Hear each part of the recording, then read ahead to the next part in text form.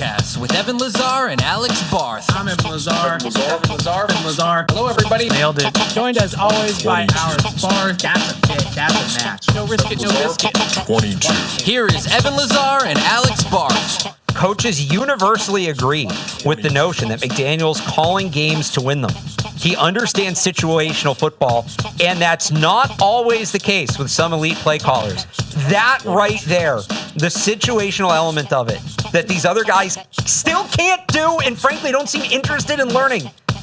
You saved Is this for such 2 a hours major, into the show? Is such a, I didn't see this quote until right now. Is such a major advantage for the Patriots. That McDaniel's understanding of situational football, it shouldn't be. Anybody who's calling plays in the NFL should understand situational football, but they don't. That is such a major advantage for the Patriots. 22.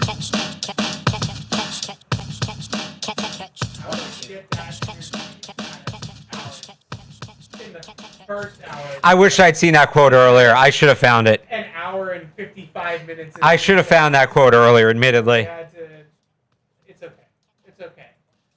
Patriots Catch-22 with you for the next couple of hours, talking training camp, Patriots training camp. Another day out there today. It was a walkthrough, so not necessarily just about this practice. We'll go big picture. We'll talk about the last handful of practices that we have seen since.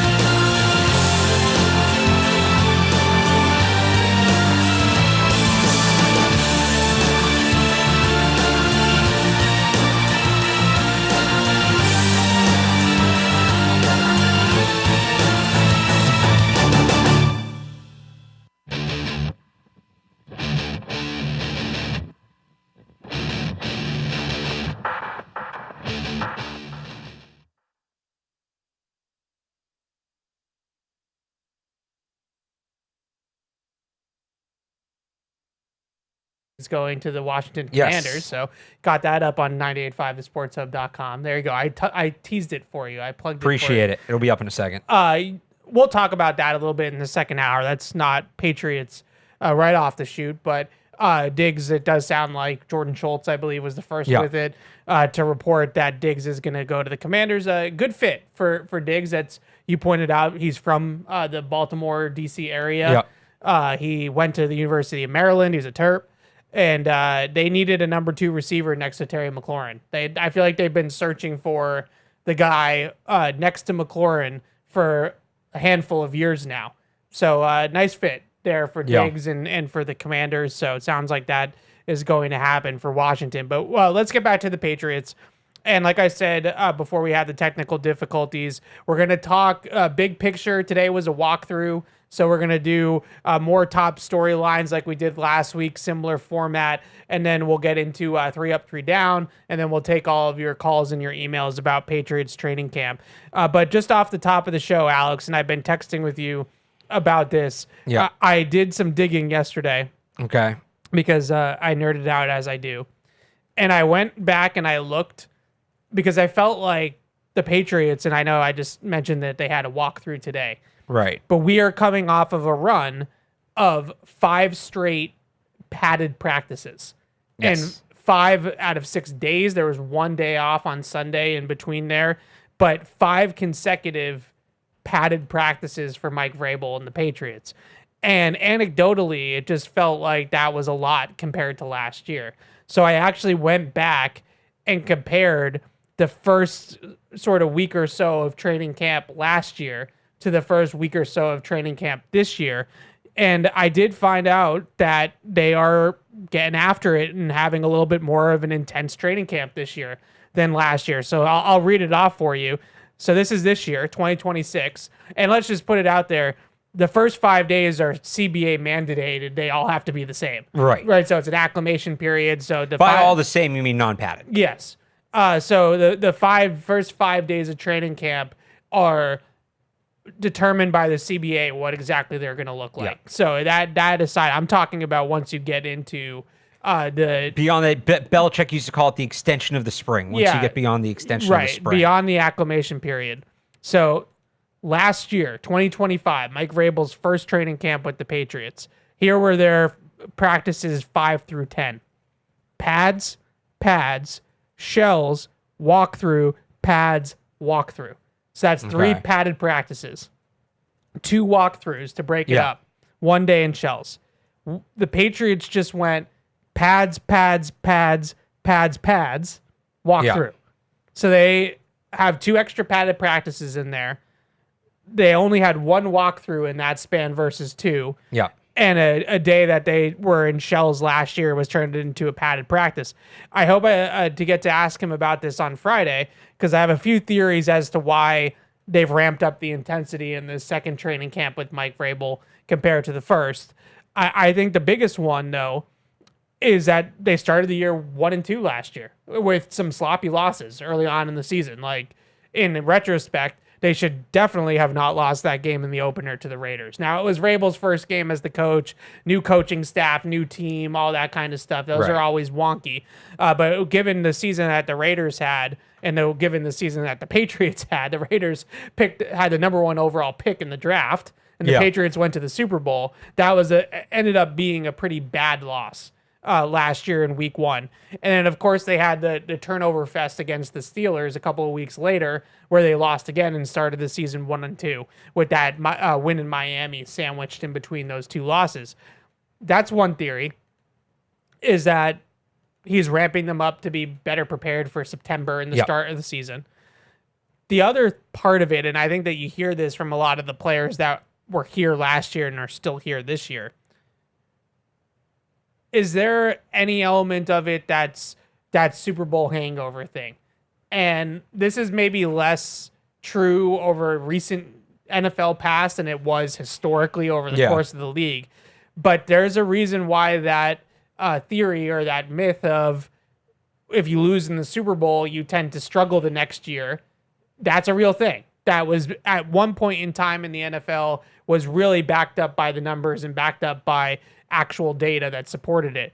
So whether it was the 1-2 start or the fact that they just lost the Super Bowl and they don't want to have a Super Bowl hangover, Mike Vrabel is running a pretty intense camp. Tomorrow they'll be in shells. Friday they'll be back in pads. Next week they have a joint practice with the Colts, and then they have the 2 joint practices with the Eagles after that. This is for NFL standards in 2026. Yeah. This is about as intense as a training camp as you could possibly script. Like this is by the rules that they now have collectively bargained. This is pedal to the metal. This is about as close to a real training camp as I can recall. I do wonder if some of it too along the lines of the Super Bowl hangover thing. Like we saw, especially offensively, they fell off a little bit in the playoffs. And is it less about the beginning of the season, more at the end of like, hey, we've got to be conditioned better because we have to take this thing deeper, right? Yeah. So there could be, I know Belichick used to talk about that. Like you didn't run the hills to get off to a strong start in September.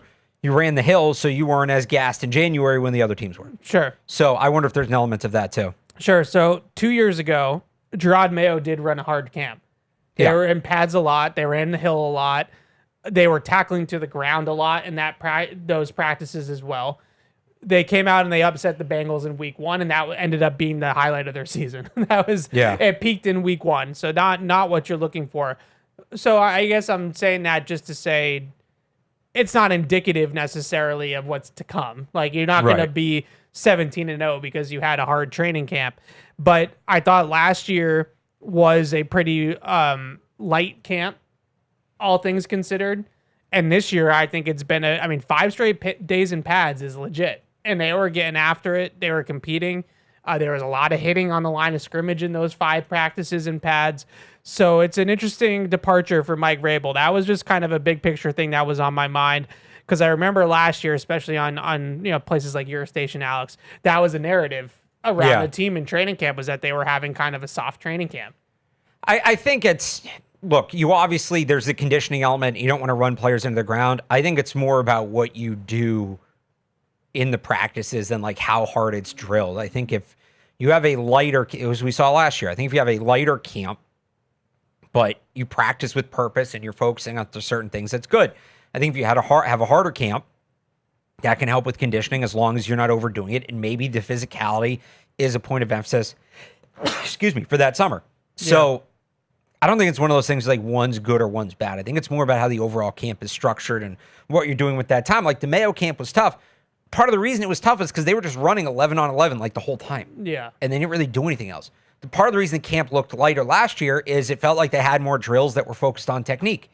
They probably needed that. Yeah. Maybe they don't feel like they need to coach up the technique as much this year because they've brought a lot of guys back and some of that stuff is already in place. Yeah, no, those are all fair points. I go back to just one last thing on this, and then we'll get into my takeaways here, my empty the notebook, so to speak.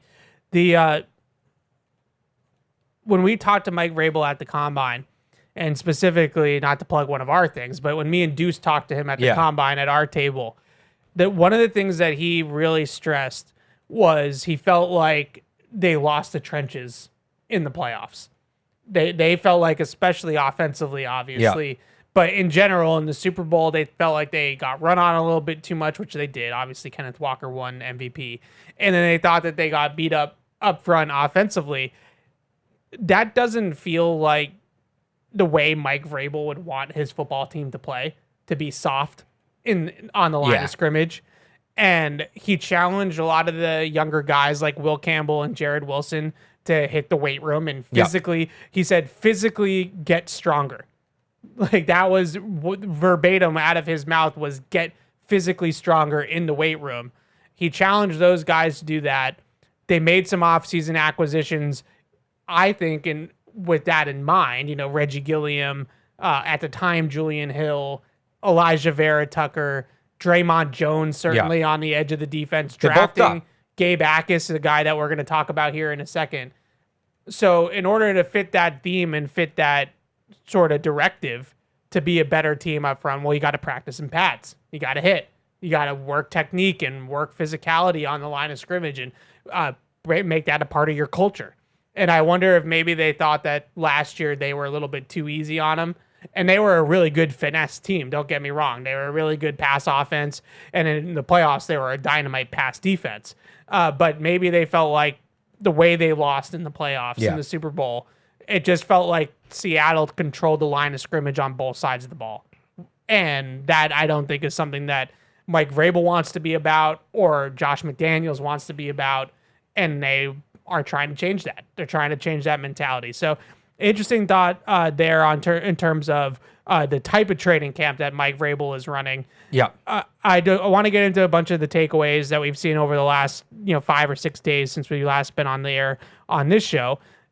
The biggest one, I would say, just our first impressions of Gabe Akis, who is a guy that both of us were really excited about when they drafted. I understand that it hasn't come out of the gate very well, obviously, with the contract and with the injury.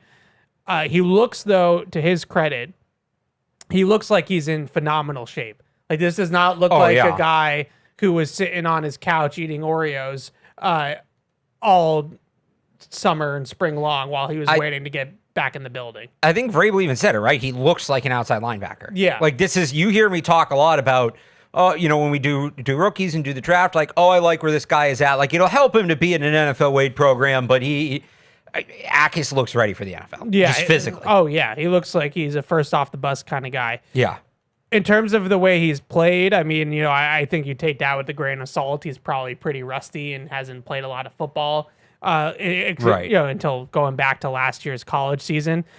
He did have the one-on-one rep so far of Cam. He did go up against Lawrence Metz, who's their IPP player, and they're probably their 91st guy on the roster. He is huge, though. He is huge, but he's not very good, to be honest.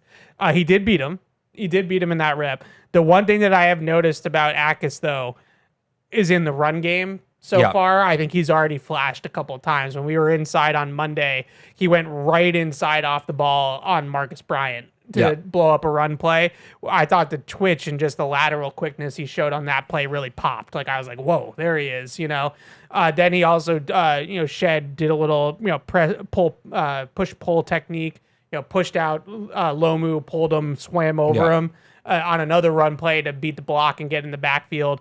Maybe got us sucked up the field a little bit on an end around in yesterday's practice. But overall, I think the physicality and the ability to play the run has stood out immediately. The pass rush, I think, has been a little bit rusty. Right. I think his timing and his hands and when to throw his hands and what step to throw his hands on and the different moves and how to read tackles and set up tackles. Those are all things that I think are going to come in time for any young player.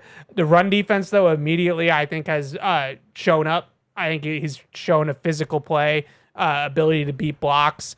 And then, just where he's playing also, I think, you track that stuff a little bit better than me in terms of who he's playing with and where he's playing. Yeah, I mean, it's mostly been the twos, but I think with him, especially being behind, that's about right. I don't know that I'd be kind of surprised if he was repping over Ponder at this point, certainly Draymond Jones. To your point about where he's at, I agree. And this is kind of what we expected, right? The run defense would come first and then the pass rushing would come along. So yeah, obviously you can still tell he's making up time. I just think the fact that he is starting to ramp up more, and it'll be interesting to see where he's at tomorrow, I kind of gave as just, and this is not knowing exactly what happened with his knee and the medical side of it, just looking at the football aspect. It would be huge to have him be a legit participant in those joint practices, and then obviously to be able to play in the preseason game. Those are just valuable reps for a player that's learning. Yeah. Now, I don't think you want his first full practice to be a joint practice. I would just think, right? Is that a fair assumption that that's a lot to throw at him at once? Like tomorrow, like I said, they'll be in shells. Right. So that's still kind of padded in today's world. Right. And then Friday they'll be in full pads. Right. So And then they have another one on Monday too. Yeah. So maybe he can get a little bit more repetitions in those 3 days. It's just, can he keep ramping up in that regard and then be able to be at least close to a full go in the joint practice? I think would be huge if that's ultimately his timeline. Yeah. Expressing that this is a first impression take here. Yeah. This is not a don't print it just yet. But is there a world already where he's like the Anthony Jennings to Elijah Ponder, right? Where like Anthony Jennings was really like a first and second down run player and a sturdy edge setter and a physical player and could do those sort of things. Elijah Ponder as a rookie really was a third down player and a passing game player. Yeah. I wonder if we get to the point, because I think Draymond Jones is just going to play a ton. I think Draymond Jones is going to be an all situations kind of player for them. Do we get to the point maybe early on in his rookie career? Because I think the run defense and the physicality for Akis is his, that's his game, but B, I think that's what translates the quickest, right? Is his ability to play the run, play blocks, be physical on the line of scrimmage. That to me maybe is like a early down, first and second down type of thing. Whereas Ponder, I think, has a little bit more juice in terms of pure pass rushing off the edge. If you can do that sort of thing like they were able to do over the years, with whether it was Jennings and Uche or Jennings and Ponder, I think that's maybe where this is headed for, let's say like September. I'm hoping that Akis is going to be more than that eventually, but in the beginning. You want Akis to step into a bigger role, but if that's how he initially gets on the field, I could see that. That makes sense. Yeah. Okay. Next point here. I have a couple of other thoughts on the edge, but I want to save it for when we do more like roster bubble guys. I wanted to just talk about what we've seen now that we've seen a handful of practices and pads. Just overall impressions of the starting offense against the starting defense when they go good on good, if you will, with those two sides of the football. Is it fair to categorize the starting offense as a little bit of a slow starter right now in practice? Like I think Drake May yesterday was a little bit slow to start. Yeah, I mean, I'd say this goes back to last year. Yeah, so maybe a little bit of a slow starter in terms of practices. I still think that they come on and they make a lot of good plays late in the middle, even of practice. If there's a couple of little things about the offense, though, that have popped up to me that I would have just minor, small C concerns about. One is I do feel like down the field, a lot of their deep throws are contested catches. I don't see a lot of separation down the field. But I also isn't that kind of the team they've built? So is it the team they built? That's a fair question. Is it that the Patriots secondary is also just going to be really good? Could be some of it. Right. So I think that those two things both exist, but it's a lot of jump balls to guys like AJ Brown and Kayshon Boutte right now, like deep down the field. So I'd like to see maybe a teeny bit more separation down the field than that. I would also just say from a blitz beating standpoint, and I thought Drake May today kind of downplayed it, which I was a little bit surprised by when we talked to him today. I kind of feel like they've struggled with some of the blitzes that the defense has thrown at them. Now, I'll put that caveat on that as well, of that a lot of offenses in the playoffs last year struggled with the blitzes that the Patriots defense was throwing. Ask the Chargers, the Texans, and the Broncos about the Patriots blitz package and how good it can be. But at the same time, I still feel like early on in yesterday's practice, I thought this was the biggest issue. Yeah. Was that there was a lot of free runners at the quarterback, like guys that were unblocked to the quarterback. And I thought that was forcing Drake May to get rid of the ball quickly or before he wanted to at times and really work it underneath in the short game. I don't know if that's just something that they want to drill so that Drake May and the offense have to practice against that. I don't know if that's just going to be their branded defense like what we saw at the end of last year, which it was in the playoffs. But if I have to just nitpick anything about the offense, I think it would be those two things right now. Yeah, again, some of it goes back to they were slow starters last year, so this just might be what it is. Yeah. But I would agree with that. Defensively, I would just add to it, Gonzalez and Brown have just been worth the price of admission. Like, if you want to come down to training camp for some of these open practices, I might just come down just to watch the two of those guys go head-to-head for 2 hours. It's really fun to watch. I can't really remember another training camp where they had players that were squaring off at positions that face each other directly on the field like that, of that caliber. That's been really cool. Well, because the only other one would be the offensive line, right? Offensive, defensive line, and they really haven't had that caliber.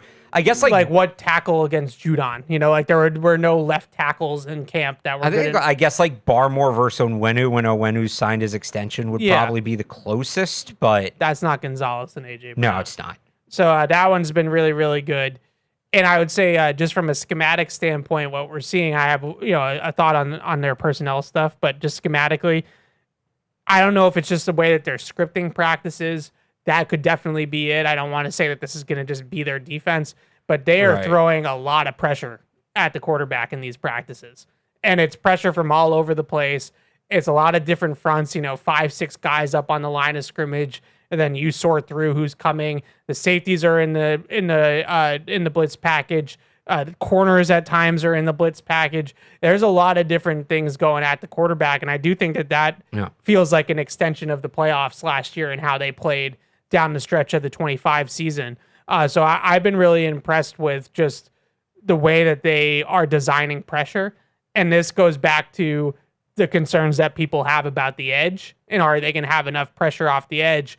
I think we're starting to see a little bit of how they're going to kind of work around that. And that is they are just going to be very pressure heavy and exotic up front and rely on that secondary. Basically what we saw in the playoffs last year. Yep. Exactly. All right. Go into some of the position battles. Let's start with linebacker since we're on defense. Is it safe to say right now that Chad Muma has emerged as a clear third linebacker in this group? So I think he's probably closer at this point to, and I don't think he's past Ellis or Spillane, but I think he's probably closer to Ellis and Spillane at this point than he is to the rest of the group. Yeah, I think that's fair. So I think Spillane, Ellis, Muma are kind of emerged. That's like the Spillane, Ellis, Gibbons top three that they had last year. Khalil Jacobs, it seems like a young player that they really like. I don't know if Khalil Jacobs is going to have a massive role on defense in year one. Maybe he's more of a special teams player or even inactive on game day, but I think he's going to I think he has a really good chance to make the team as of right now. I think it's too early to put any of these guys on the team quite yet, but I think he has a really good chance to make the team right now just because they like him as a long-term development type of guy. That brings us to KJ Britt, who I think is a player that we both kind of thought was going to be here and maybe even push for the third spot.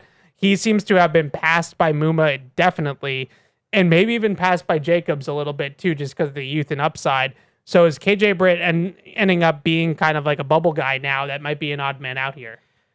He's probably now in that at-large mix. I still think there's a chance he makes the team because we've talked about this. They lost so many core special teamers from last year, and he's somebody that can make plays on special teams. So can Khalil Jacobs. Do they keep both? Is it more valuable to say, for instance, having him as a coverage player or keeping a fourth running back to have that depth at kick return or something like that, right? It could be other positions too. Maybe 6 wide receiver comes in here. Yeah. Afton Chisholm. So I think he's the 5th linebacker right now. I don't think that pushes him off the roster. He just slips into that spot where he's just going to have to prove he maybe has some more value than other guys at other positions. So they had 5 on the roster last year. We were talking about this out of practice. Spillane, Ellis, Gibbons, Jelani Tavai, Marte Mapu. Yeah. But Tavai was a hybrid player. You could play edge, you could play linebacker. This would be keeping 5 pure off-the-ball linebackers, like true inside linebackers. So it's a little bit different than a guy like Tavai who had the versatility to play different spots in the defense. But if they keep 5, I think that Britt makes it. If they only keep 4, then I think that Jacobs is going to make it over Britt, if I had to guess right now. I would agree. What about the defensive line? Defensive tackle. We know Williams, Barmore, Durden are going to be here. Yeah. Sneaky good camp for Joshua Farmer. I think Joshua Farmer's on. Yeah. I think Josh Farmer, especially against the run, and again, that's what they really lost with Tonga, is those run players. It's weird. He's built like a guy that you would think is more primary pass rusher, but he's a good player against the run. Yeah, physical player, has those long arms, can kind of use those to get onto blocks. I have Eric Gregory right now as the 5th guy. Now, they really like Leonard Taylor. Yeah, I think it's between those two. Jeremiah Farm still pops every once in a while with the backups, with the 3s and things like that. It's probably between Gregory and Taylor, but the reason why I lean Gregory is just the body type. I think he's a little bit of a wider block eater, space eater, whatever you want to call it, whereas Leonard Taylor fits more of that mold of the other guys that are already going to be here. But I just wanted to highlight Farmer because I think he's had a sneaky good camp. Like, not someone we're going to talk a ton about, but that was don't be surprised if he ends up on the team. And that was a 4th-round pick last year, too. Like, it wasn't like that was a guy that they, it was a UDFA or something like that. That was at least a top 200 guy. Might have been the top 150 guy. Yeah. So, someone that they invested in a little bit. Last thing on the defense. Last week, we talked a little bit about the 3 safety package and my concerns about whether or not that was going to work with the personnel that they had. The last couple of days, and granted, a lot of it has probably been just they need to have some semblance of base defense, even if they don't use it a ton. We have seen a lot of pure base defense with 4 down linemen, 3 linebackers, like a true 4-3 base. Yep. And it's been a lot of Spillane, Ellis, Muma at the second level of the defense. Instead of, we're getting into all the personnel matching stuff, right? Like, if you play a team that plays a lot of 2 tight ends, even like the Rams with the 3 tight ends, 21 personnel with the fullback, something like that, you have to have some sort of grouping that you are going to use to match that.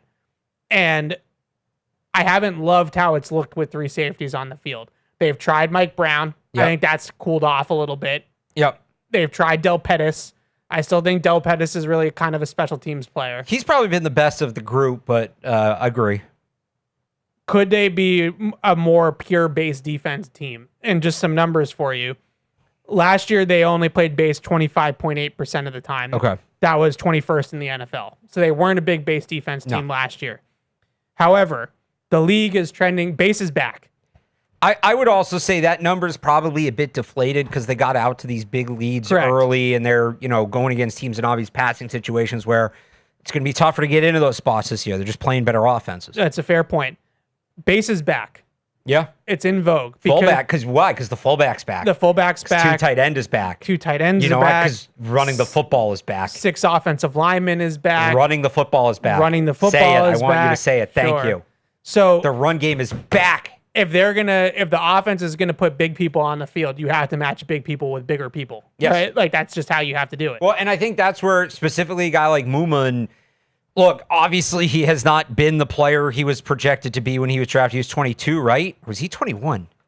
Oh, yeah, that 22. Wyoming, right? Yeah, it was that. There were so many. I remember there were a lot of linebackers in that class. I really liked him coming out. And part of the reason we liked him was the athleticism. Yeah, he's a good And athlete. a guy who can maybe cover. So I think that is, he's a guy that can help. And Ellis can do this too, obviously, but Ellis is going to be on the field too. right, a guy where you can play base, but you don't feel like you're in a total liability in coverage. He's not Fred Warner or one of those guys, but he can match up against a second tight end. Yeah. He can match up. I wouldn't put him against Christian McCaffrey, but against the average fullback, I think you feel okay. He had a pass breakup on Ramondre Stevenson the other day. By the way, that linebacker class, Quay Walker and Devin Lloyd in the first round. Yep. David Ajabo, I thought, was more of an edge. Yeah. Right, he's listed as linebacker. Troy Anderson from Montana State, who we both really like. Nick Benito's obviously been good. Yeah. Chad Muma, N'Kobe Dean. I think, were you a big Channing Tindall guy, or was I a big Channing Tindall guy? One of them. I was One a of big us. Muma guy. I'll wear that one. We both really liked Leo Chenal was in that class, too. Yeah. Lee Chenal's a good player. Balin Spector. So just to go back to the base defense thing. Yeah. These are league-wide trends, so not Okay. Patriot-specific, league-wide. Yeah. The league in 2025 played 29.7% of the snaps in base defense. That's the highest base defense rate since 2017, almost a decade. The run game is back, baby. So the last 3 years, 2023, 21.3%. 2024, 23.7%. 2025, 29.7%. Yeah. So it's gone up every single year over the last 3 years.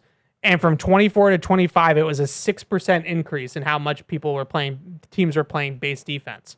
And they played more base defense across the league than any season in almost a decade. Yeah. So this is coming back in the league. And I have liked what I've seen out of the Patriots base defense more than I've liked what I've seen out of their 3 safety defense.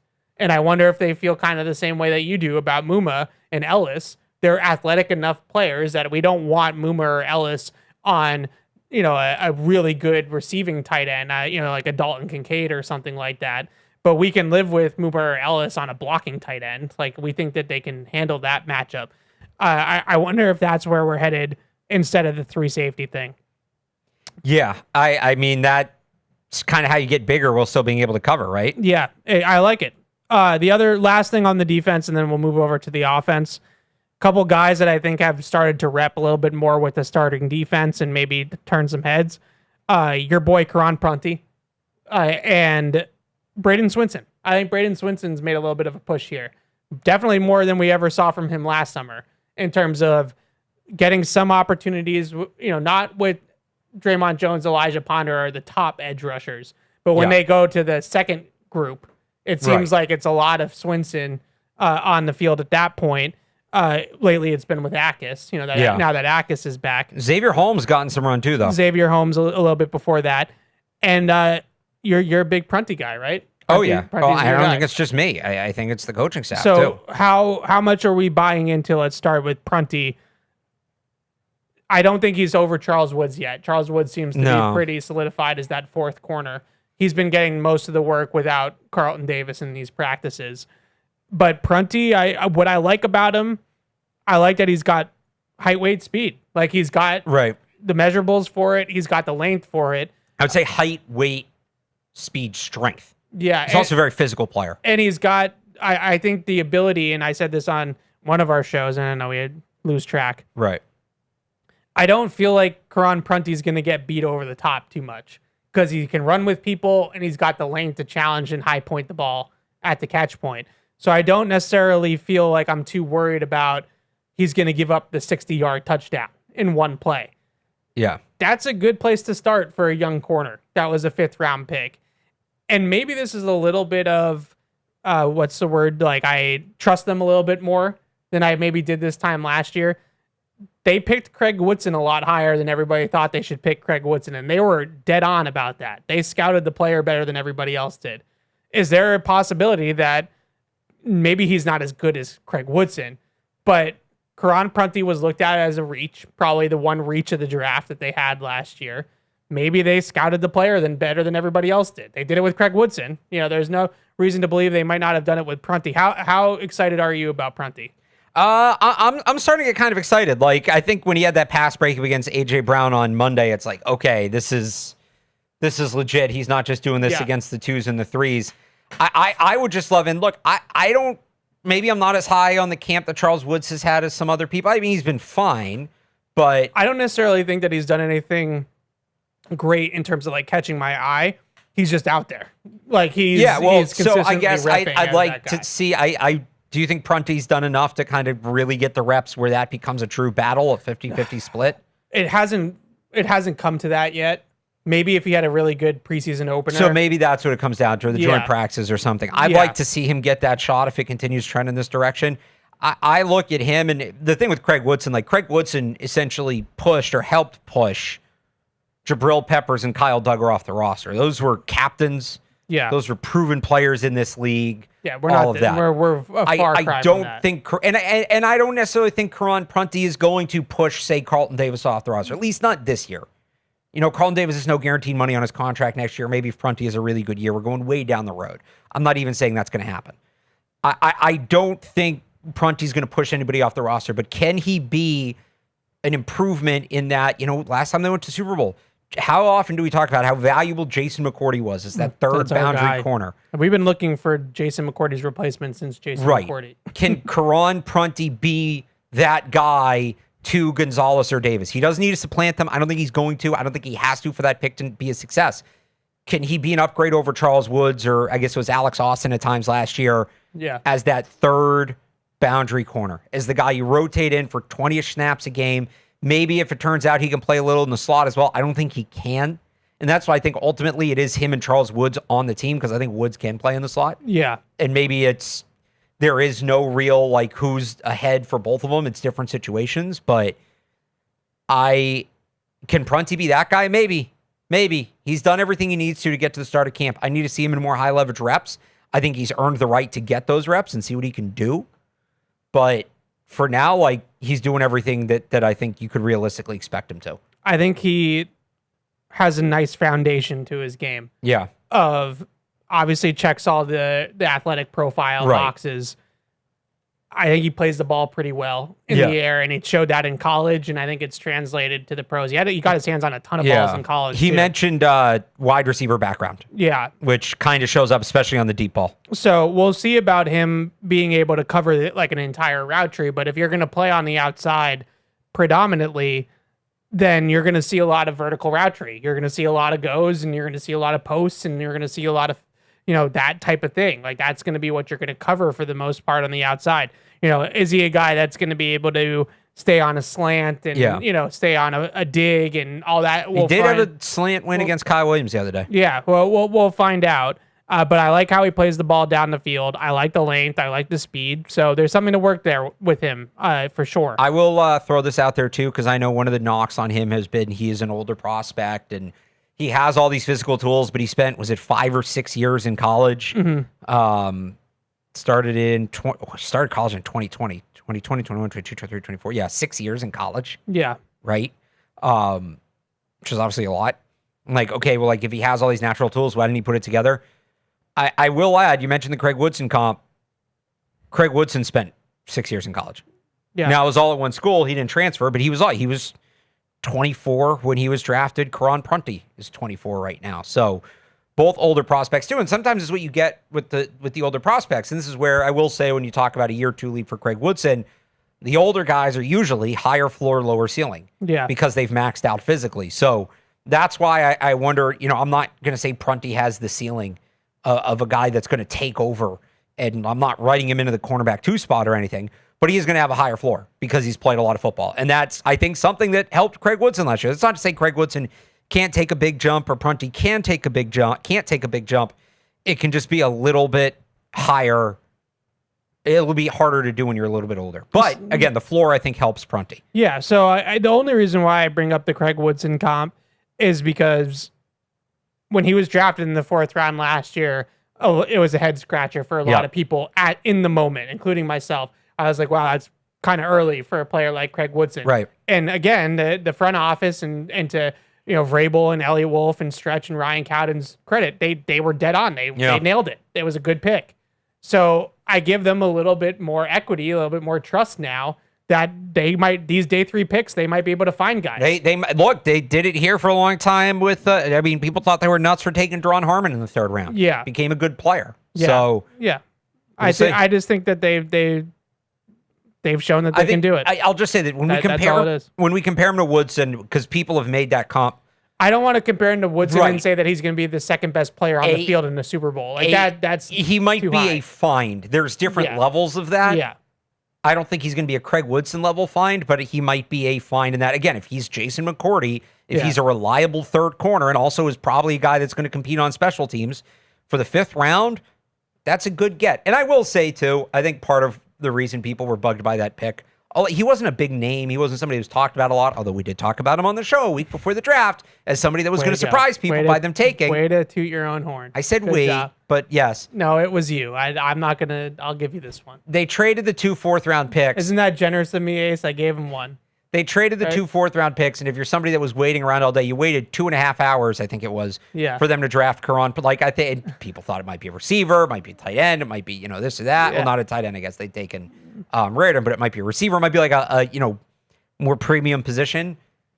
And so I think some people just he might have gotten off on the wrong foot. Unfortunately, no fault to him.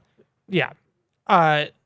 I think that I deserve some credit for giving you credit for that one. I gave you some flowers. I don't normally do that. I'm usually it. I'm usually pretty mean I to remember him, when I tweeted the clip of it, you were like, "You're really tweeting this?" And I was like, "It's your show too. You could share it and promote it." And you were like aghast of the idea of promoting that at the time.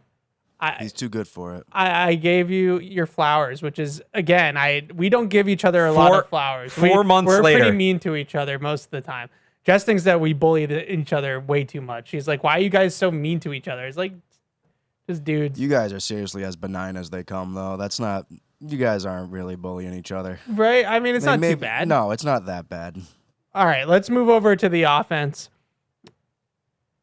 I'm not victory lapping. I'm not crowning him. I'm not fitting him for any red jacket. So now you're going to give yourself your own pat on the back. However, we just have to say what we're seeing in these practices. And I'll also throw the caveat out there because everybody's going to throw it at me that the Patriots edge group is not exactly a bunch of world beaters. All right. Yeah. However, Will Campbell is having a really, really good camp. Is that fair to say? Yeah, I think it's fair to say with the caveat you gave is how I would put it, is that he can only block the guys that are in front of him. He's doing that. Yep. Credit to him. Let's see what happens when the Colts and Eagles get here. That's a fair way to put it. That is kind of how I would summarize Will Campbell's camp. Like, you'd rather him be blocking Elijah Ponder than not blocking Elijah Ponder. Correct. But he's going to see a lot, no disrespect to Elijah Ponder, but he's going to see a lot tougher edge rushers than Elijah Ponder. He absolutely will. But when I watch him play, I think the biggest thing that I see with him right now is he looks healthy. And I'm not trying to give him excuses for how when in the playoffs, but just watching him put his feet in the ground and anchor right now compared to what he was doing when he was trying to do it in the playoffs last year there's a significant difference. The technique's clearly different. The technique is, I think, sharper. I think that he's got more change-ups to his hands, and he's showing different looks, different sets, whether he's vertical setting or he's being more aggressive and jumping out and getting guys and kind of changing up on the way that he's doing that. Draymond Jones played him last year when Draymond Jones was with the Titans. Yeah. And yesterday had some really nice things to say about the improvement that he sees from Will Campbell of last year when they played him in Tennessee and the Will Campbell he's practicing against right now. I'm not ready to throw a parade yet. He's got to do it against better competition, like you said.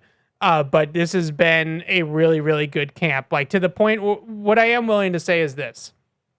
There were a lot of people the night of the draft and the weeks following, and probably still to an extent, that wanted Caleb Lomu to start at left tackle or wanted Caleb Lomu to be in a competition with Will Campbell at left tackle. Right now, those are two guys, and this is no disrespect to Caleb Lomu, who's a rookie in his first training camp, and this happens. But there is absolutely no competition with those two guys right now. Like, they look like different calibers of player at this point, which is the way it should look for a guy that's going into his second season as the 4th overall pick versus a rookie who was the 28th overall pick in the first round of the draft. But that narrative was out there that, that Lomu might end up surpassing Campbell and pushing him inside the guard and all that different type of stuff. We have not seen anything like that whatsoever, not only just from the usage standpoint, but from the performance standpoint. On that note, I do think that Caleb Lomu struggled a little bit here recently. Now, I think that's a rookie roller coaster thing. I think that a lot of rookie linemen go through that. I think Will Campbell went through it last summer at times. Will Campbell had some ugly practices too at this point last summer. So it's not uncommon at all. But I think Caleb Lomu right now has a little ways to go, and I think that we're looking at him in the right way. As a third tackle, maybe as the sixth offensive lineman, maybe as a guy that can flex inside and play some guard if they need him to in a pinch. But I don't think that there's performance-wise. I'm not talking about usage-wise. Performance-wise, from my eyes, I do not see anything close to Will Campbell and Caleb Lomu being equals at this point. No, I would agree with you. And again, I'm with you on Lomu too. I think he's had a slower start. Doesn't mean he can't dig out of it, but I think it is going to help that he is going to have some time on the bench. And remember, this is a guy who was the 28th pick, not the 4th overall pick. But I think with Campbell, the technique looks better. He looks a little bigger. I know he was wearing a arm sleeve today, or he had the Gronk Robo thing on. Arm, Aesthetic, injury, I don't know. We'll see. That's obviously something you look for, but you never know with the youngins. He does look a little bigger. Christian Gonzalez wears a dark visor inside the other day just because it looks cool. It does look cool. You never know. It does look cool. You never know. What I like the most about what I'm seeing out of Will Campbell, and then we'll move on, is I really like how he looks like he's more diverse in his pass sets. Like he looks like he's got more variety to his pass sets. I think last year one of the problems that he was having in the playoffs was that he was vertical setting, so he's going vertically back into the backfield, and then he was catching pass rushers, and they were just going right through him. They were powering through him to the quarterback. This year, I see him closing down that space more and more often. He's being more aggressive. He's going out to get guys, which is with his athleticism and his strength is, I think, what you want him doing.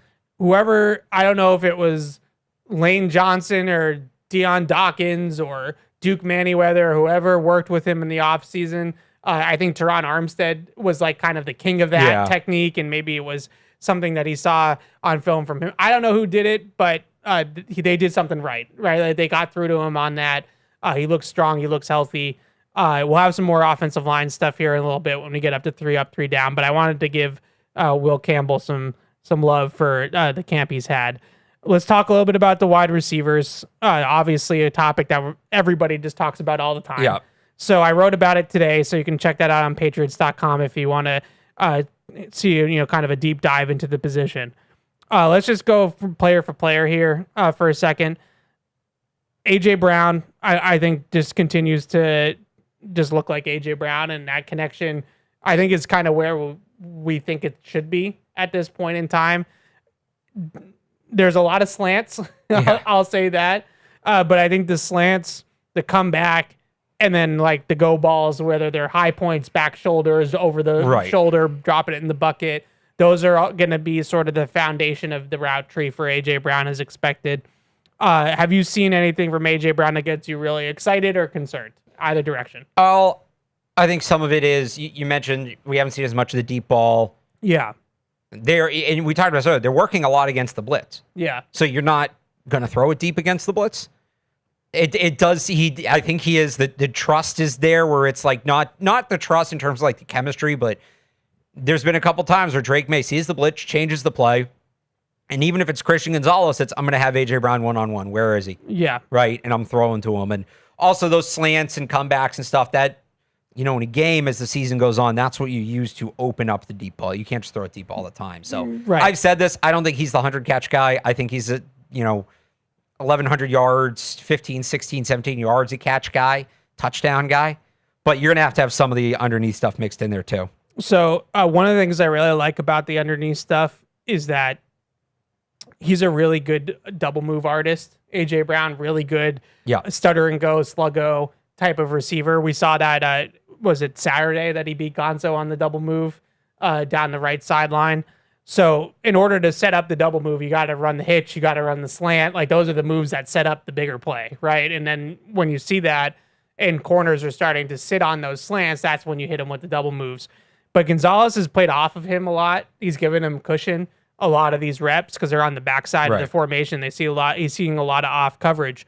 And him and Drake May are just kind of taking what that gives you. That gives you slants. That gives you back shoulders. It's not if Gonzo is 6-7 yards off the line of scrimmage, he's not going to be able to run by him. Like especially a player as fast as Christian Gonzalez. But then you take those 7-8 yard slants all day, and if he can run after the catch, you turn him into 15, and you keep going. Those look automatic right now. The in cuts to AJ Brown at the first level look absolutely automatic. Going down the depth chart here. Romeo Doubs, not out there today for the walkthrough. Maybe a little bit limited yesterday, like, in team drills as well, maybe dealing with something. I still remain small c concerned about this one. And I think the biggest thing that stands out to me, and I kind of sum this up in the written thing as well. Diggs, who's now on the Commanders, so the ship has sailed. But Diggs, I think what was so great about Diggs in this offense is that Diggs had that skill or that ability to like improvise within the route on how to get open. He was like, they gave him like a canvas of like, you have to be in these framework of the scheme. And they have parameters in terms of how far outside of that you can go. But the way that Diggs runs routes is really unique. It actually kind of reminds me a little bit of the way Julian Edelman used to run routes. The way he stems routes, the way he sets up defenders was a really, really unique thing. When I watch Romeo Doubs, and I bring up Diggs because I think they're trying to use them similarly as like kind of like a Z power slot type of player. But when I watch Romeo Doubs play, I see a much stiffer athlete than Stephon Diggs. I see much more of a linear player. And I think the things that he's done well on are curls, skinny posts, and then winning the ball down the field or in the red zone. So that's not the same. And I'm not saying that it can't be effective, but it's just different. It's a different type of player than what they got with Diggs. So I think that that's something that there might be a feeling out process with of, all right, how do we now cater the Z to more of a Romeo Doubs skill set than a Stephon Diggs' skill set? Because again, I think what made Diggs so unique was how crafty he was. Yeah, no, that's going to be a huge part of it. And it's obviously been a work in progress. Not great that Doubs wasn't out there today. We'll see if he's back out there tomorrow because, you got to be on the field to be doing that. But it's, a lot's been said of the chemistry between May and Doubs, and that's part of it. But part of it, too, is just him learning the playbook and getting on the same page with some of those option routes and things like that. Yeah, I just don't know if I see a player that has the quickness at the top of the route to be a true Josh McDaniels slot. No, he's more fit. Well, it would have to be like the Jacoby Myers style. That's the comp. Mm-hmm. I don't think, he's not... Jacoby Myers wasn't, significantly quicker than Romeo Doubs, I think Jacoby Myers was a little bit looser than him. A little bit more maybe fluid. A little bit, but ballpark. Maybe, I think that's the vision. That's what it... you're not turning him into Diggs or Edelman or Welker. It's Jacoby Myers. That's... If you're looking for, because we know they love to show the old tape, right? Right. If you're going to put the old tape up of what do we want this to look like, it's Jacoby Myers for Romeo Doubs. Yeah, it's a good comp. That's my biggest thing with it though is when I see him in the number 2 or number 3 spot inside the slot, and they're asking him to run the juke series and get to the top of the route and wiggle and get open, and so I don't see that type of player. I don't think he moves that way. So that brings us to the next guy, who I think needs to be talked about more and is having a really underrated camp. Yeah. Demario Douglas. I think is just I'll happily talk about Demario Douglas. So we're team caveat today because it's training camp and that's this time of year that we have to caveat everything. Yeah. I think it is fair to say that Demario Douglas had a really strong summer last year too. This feels better though. I think that this feels a little different. I would agree. But I think that he had a really good summer last year, and I went back and read some of the things that I wrote about it last year and kind of refreshed my memory on it. He had a really good summer last year. These are not fully tackled to the ground type of practices. Yeah. So a jitterbug speed slot receiver is going to be tough to cover in this kind of setting. But with that being said, I think what's different about it to me is that when they break out into team drills, the first 3 receivers on the field have pretty consistently been A.J. Brown, Romeo Doubs, Demario Douglas. And Pop has been the slot receiver and 3 receiver sets all summer long. And it's really not waned one way or the other. So I think that's maybe what's a little bit different to me about this summer is that he's clearly in that top 3 right now. And I think that repping him with A.J. Brown and Romeo Doubs, he brings a speed to the offense that nobody else can really bring. Like if Kyle Williams isn't going to break out here, then who else is going to be like the fast guy in the offense? I'm not saying I know people think I get obsessed with speed. I'm not saying everybody's got to be fast. You need a speed element. You need a field stretcher, somebody that is going to threaten to run by people. And Pop Douglas right now, even though it's inside the formation instead of outside the formation, Pop Douglas is the speed element other than, what's coming out of the backfield, for this offense right now. He is. It's speed, it's quickness, it's yards after the catch, that kind of wiggle, and he's been doing it. And again, I'll go back to what I said in the spring. The difference this year, because I hear everybody, oh, he has a good camp every year. You got to get over it. I don't know if he's had a good camp every year, but he certainly had a good camp last summer. Yeah, he's had a good camp this year. And the difference is last year he was getting open on his own. I thought he had a good camp on his own. But how many times last year did he get open and Drake May missed him? It feels like they're both on the same page a lot more this year. They've both talked about it. Like, second year in the playbook is very helpful. So I'm totally buying in on Pop. I know some people have painted him as maybe the odd man out. I'd even consider Matt Collins potentially the odd man out before him. I think he is, in some sense, the third receiver on this team right now. Yeah, agreed. So Paul does this all the time. He pulls up the stats of Demario Douglas and Kayshon Boutte because I think I agree with him on this one. The narrative around Kayshon Boutte and the narrative around Pop Douglas, you would think that Pop Douglas was like a way worse player, right? Like the way that people talk about Boutte versus the way that they talk about Pop. Pop Douglas' best season statistically is better than Kayshon Boutte's best season. Pop Douglas has 500 more career receiving yards than Kayshon Boutte does over the same amount of time with the same coaches and the same quarterbacks and all that. To be fair, Kayshon Boutte probably shouldn't have been benched as a rookie. Fair enough. But I just saying, like the more productive player for the first 3 years of their career has been Demario Douglas, not Kayshon Boutte. Now, Boutte was better last year. He had more receiving yards last year. The yards per game is almost identical. Yeah, that's not how they're talked about. Right, and the yards per catch, well, Douglas a little behind, but he plays differently.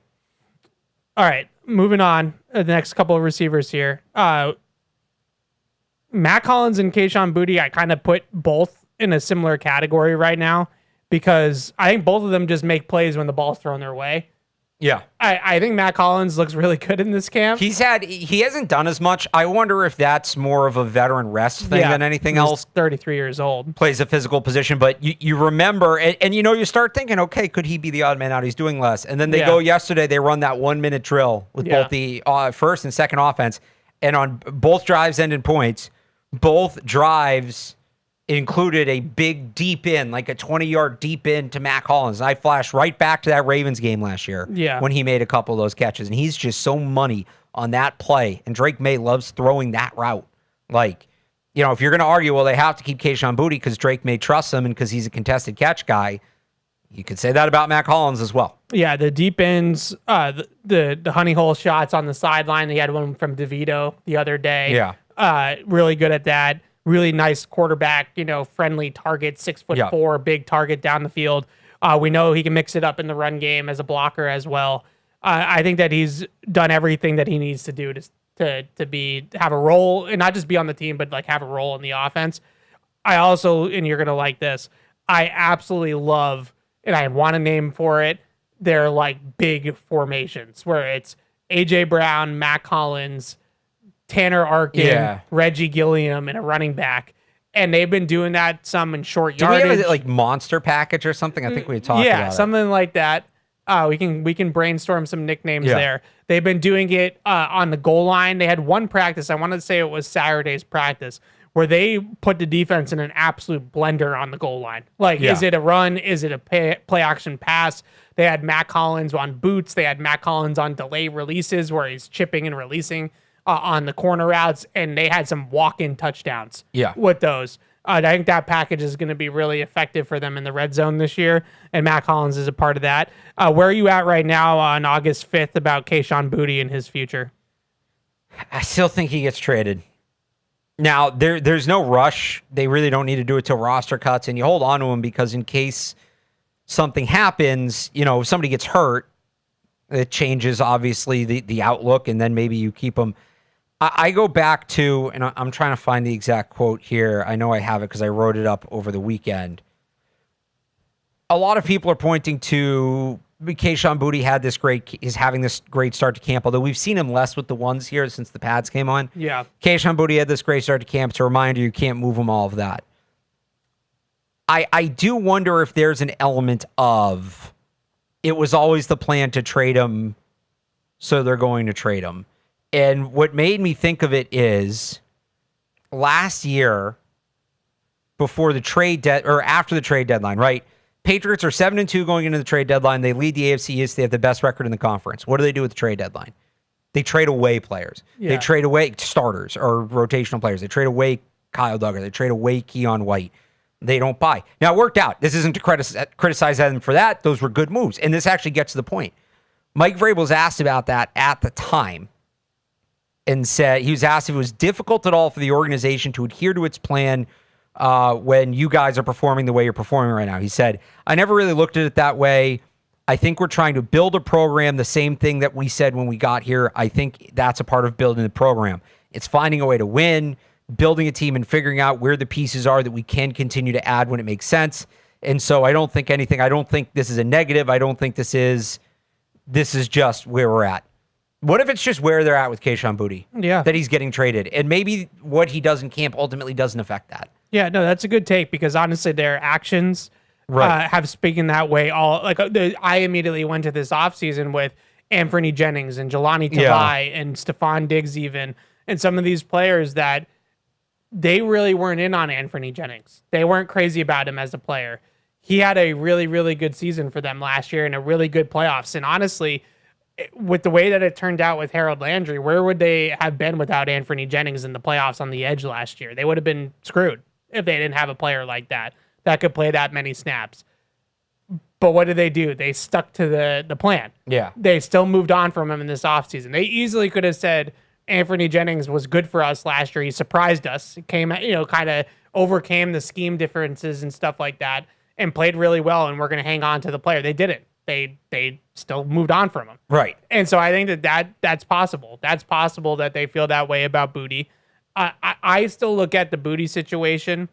I think their best bet is to hang on to Boutte for as long as they possibly can. Well, I think as long as they possibly can is until roster cuts. So do you don't think that they can trade him at the deadline? No. In season. Not if he's becoming a major part of the offense. So the reason why I say that, and if he's not going to be a big part of the offense, then you trade him soon. His value, I think his value is could be just as valuable at the deadline. It just as. Yeah. If you hold on to him through the deadline, one of two things is going to happen. Either his value, he doesn't play, so his value doesn't increase, and you're getting the same thing for him anyway, so you might as well trade him now so you can keep the extra player. Or he does play a lot, which means his value does go up, but now he's clearly a key part of your offense, and you can't trade him assuming that they're where they should be, which is back in the mix for the playoffs and trying to contend for Super Bowl. So I think it's a lose-lose if you hold on until the deadline. So the reason why I say to hold on to the deadline, I think sometimes the prices at the deadline get a little bit crazy. Now, Rashid Shaheed is also a returner, so that adds value to his skill set and his overall market. But last year at the trade deadline, Rashid Shaheed went for a 4th and a 5th round pick. Yeah, but this... Which is more than they're going to get for Kayshon Boutte right now. But the Saints... I don't think it is. I don't think his value goes up at the deadline.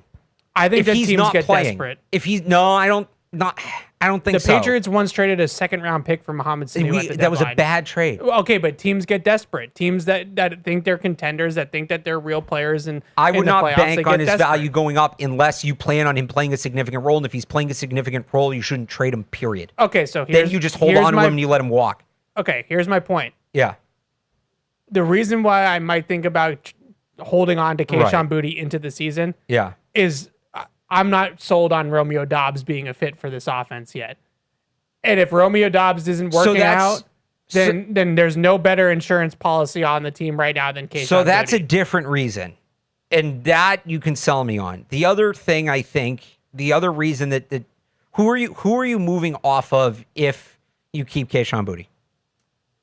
Me personally, Yeah, or them. I don't know who they would move off of. So in that here's the scenario. other thing. I think that was the last thing I wanted to talk about was the 2 second. So let me lay this out. And again, I wrote this on 985thesportshub.com. It's probably Kyle Williams, Refton Chisholm. I mean, the that we're plugs talking are just about, right? crazy. Am I right? It's part of the job. It's just like seamless. Like he just. It's called being a professional, and it's more effective when you just. How many times do you let think it he's roll and just don't interrupt? I mean, you can't just let that one slide. That was just so like on the nose, man. How many times do you think he said 985thesportshub.com on this show alone? It's the plugs are endless. We'll break the book out later. Go ahead. You're probably talking about them moving on from Kyle Williams, Refton Chisholm. Yes. There is a long-term implication to moving on from those guys. Kayshon Boutte is in a contract year. Yes. So is Pop Douglas. So is Mac Hollins. And we'll see what happens with A.J. Brown. His contract is up in the air. He signed for more years, but there's a chance it could get reworked.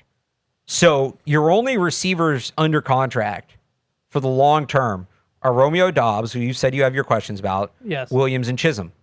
And A.J. Brown. But again, he's kind of more year to year-y. Yeah. I'm not saying Kyle Williams is going to be the answer of being your number one guy, but I think he can be a depth wide receiver. I think Refton Chisholm can be a depth wide receiver. You move on from one of them, like you're really turning this room over almost completely in the next 2 to 3 years. Now, there is an argument for the Patriots should be more worried about their 1 year window than their 3 year window. And we said that when they traded for A.J. Brown, and I think that's fair.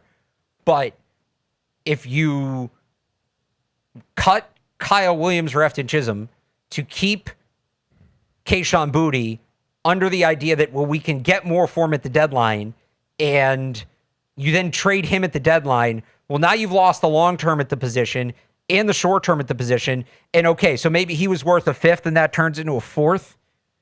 Well, you're going to probably, it was that worth. Now you have to go get another wide receiver because you've lost the depth in the room. I think holding on to, if you're holding on to him because you're worried about Romeo Doubs, that is a legitimate argument. I've heard that's that. my argument. I'll give you that. If you're holding on to Kayshon Boutte just because, well, we think we'll be able to get a little more for him at the deadline, what that little increase is going to be is not worth the weight in the roster spot you're going to have to sacrifice elsewhere. And if you're saying, well, his value is actually going to go up a lot because he's going to play, well, then you should keep him. So my argument is that I think the value at the end of the summer versus the value at the deadline is going to be exactly the same.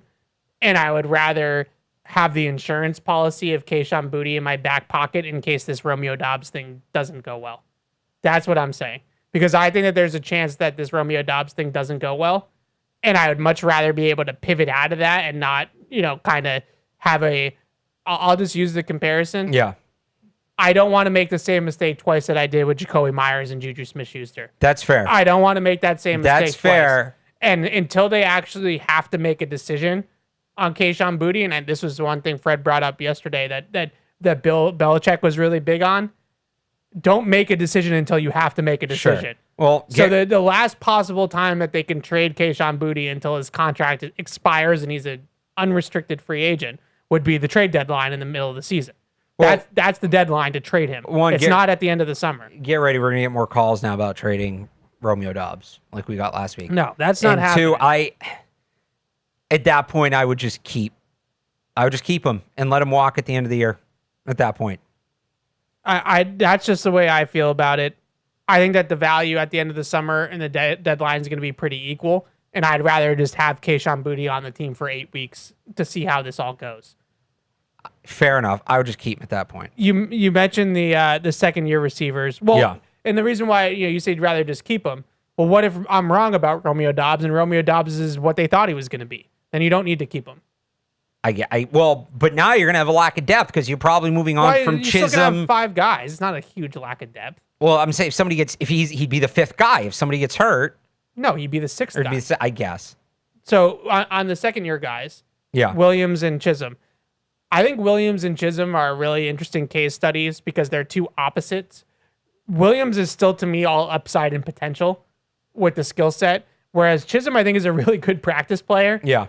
So it just kind of depends on the way that you look at things. Like, also, one's an outside guy, one's a slot guy. Sure, but Williams, I think, is not as productive in these practices as Chisholm. Yes. but I think Williams has more upside because of the skill set than Chisholm does. So this is more of like, do you want, which one would you prefer? I still don't think that Williams's production or Williams's outlook is tangible. Like, I still feel like I am talking myself into something that he might turn into down the road. Whereas with Efton Chisholm, I think I kind of know what he is. The thing that I struggle with Chisholm, because I hear a lot of people say they should keep all 7 of these guys. You can't do that. With Chisholm, I don't know if Chisholm has the play speed and the explosiveness to be what we all want him to be, which is like the next Julian Edelman or Wes Welker or Danny Amendola. I think those guys were just to put it as simply as you can, I think those guys were all faster than Efton Chisholm was. I think they were all more explosive athletes than Efton Chisholm was. He is, I think, a good blocker, decent blocker. Saw him throw a really good block the other day in practice. I think he's got some sturdiness to him and just like some physicality and play strength that is probably better, is better than Pop Douglas. He offers more of that with Pop. I'm still not doing all these roster gymnastics just to keep Efton Chisholm on the 53. No, me neither. I mean, you can just move off him. It leaves you a little thin in the slot behind Pop Douglas. He's also a player I think you can probably get on the practice squad. So I don't think that should be off the table. The big argument for keeping Chisholm is you want a true slot backup for Pop. Like that's the case for it. Yeah, and he fits the suit. Like he fits the role really well. But you could also, if it's not Chisholm, I'm sure you can go find a slot receiver, put him on your practice squad, and if you need him, if Pop gets hurt, you can elevate him. Yeah, and I said this yesterday, and Fred, of course, mocked me, as he's one to do. I'm not saying that you're building your offense around Efton Chisholm, but the idea of that type of slot receiver, I'm just not sure it's a great fit with Drake May. I don't know if Drake May is going to be the guy that's going to hit the little slot receiver on an option route 100 times. That's just not really, he said it last year. He doesn't want to be a check down Charlie. And so I think the way that they've built their wide receiver room, you either have one of two things. You either have speed or you have size in that wide receiver room right now. It's A.J. Brown, it's Romeo Doubs, 6'1", 6'2", Matt Collins, 6'4", or a guy like a Pop who is fast, right? Because you want to get down the field because this is the way the quarterback wants to play. He wants to throw the ball down the field. Yeah. I don't think that he wants to do death by 1,000 paper cuts. And that, I'm not saying there's anything wrong with either strategy. I just don't think he wants to do that. So to keep a player like Chisholm or really go through all these gymnastics, like I was saying, to keep a player like Chisholm, to have an archetype on the team that I don't necessarily think fits the current state of the offense, I think is a little bit counterproductive. Yeah. That's just my take on it. Now, could he be a decent backup slot, kick returner, punt returner? Yes, absolutely. I absolutely think Chisholm could do all those things. I'm just not sure there's a huge role for that anymore in this offense. Well, I think it would be just backing up Pop Douglas. Yeah, that's fair. All right, last thing, and then we got to take a break. We've been going for a while. The running back competition. Obviously, we know Ramondre Stevenson and Travion Henderson are going to be here. Terrell Jennings is back. He's been practicing the last handful of days. They've kind of just put him right back into the mix with the twos. Land Larison and him have still been, I would say, for the most part, splitting those second team reps between the two of them. I would have those two guys ahead of the UDFAs right now. Maybe Jam Miller and Miles Montgomery, one of those has a huge preseason game or something like that, and we revisit this. But where do you feel like Terrell Jennings is right now? Because I feel like he just stepped right back in like he would never left. Step back right back into that role. And he's obviously the veteran. He's had time there now. I think Land Larison is a little more of a and Jam Miller too, versatile back. I think they can do a little bit more, but they're not as good like of just a downhill runner as Terrell Jennings. So maybe they keep a fourth guy. Some of those other guys have been returning kicks, but it does look like Terrell Jennings stepped right back into that job. Yep, I agree. And he's done some kickoff return in the past. Unfortunately, got hurt on kickoff return. But Larison, I agree with you, is still got a little bit more pass game versatility. Yeah. I think he's more of a sub package back. All right, we're going to take a quick break. When we come back, we'll do 3 up, 3 down, and we'll take your phone calls and emails. Come welcome our newest restaurant additions at Patriot Place. Estella brings a celebration of flavors with a modern fusion menu, exciting cocktails, and brunch available daily beginning at 11 a.m. Enjoy freshly brewed coffee and Mediterranean-inspired breakfast and lunch from Angel's Cafe. Craving the classics? Chick-fil-A makes it easy to grab your favorite with mobile through, carry-out, and dine-in options. Download the Patriot Place Advantage app for special offers and to earn rewards every time you visit. Patriot Place. Shop, dine, enjoy. The heaviest metal credit card of all time. Wielded at business dinners like a samurai sword. It's a classic corporate power move. But the real power move? Having end-to-end visibility on your most critical shipments. FedEx, the new power move. Whether you're in the game or betting on the game, you'll need a game plan. DraftKings Sportsbook, the official sports betting partner of the New England Patriots, provides you with everything you need to build your personal betting game plan so you can get in on all the action while practicing safe bets. Visit DraftKings.com/responsible-gaming to learn more about all the safe betting tools DraftKings has to offer. Hope is here, 800-327-5050 or gamblinghelplinema.org. Must be 21 plus. Play it smart from the start. GameSenseMA.com. Physically present in Massachusetts. See DraftKings.com/responsible-gaming for details and state-specific responsible gambling resources. There's enough needless nonsense in the world already. Your phone plan shouldn't add to it. Verizon's new Simplicity plan cuts down on the nonsense in your life. Now there's just one plan, one price. $30 a line per month, even for a single line. And everyone gets our best 5G network. It's a phone plan designed to do exactly what a phone plan is supposed to do. Isn't that a lot simpler? Switch today at Verizon.com or at your nearest store. For new customers, $30 per line includes autopay and switch discount. Additional taxes, fees, and terms apply. Unlimited data is restricted to on-device smartphone usage. Domestic data roaming at 2G speeds. If you're gonna play the game, boy, you gotta learn to play it right. DraftKings is all about responsible gaming. It's more fun when it's for fun. So play responsibly. DraftKings, the crown is yours. Gambling problem? Call 1-800-GAMBLER. 21 plus. Age and eligibility varies by jurisdiction. Catch-22. Catch-22.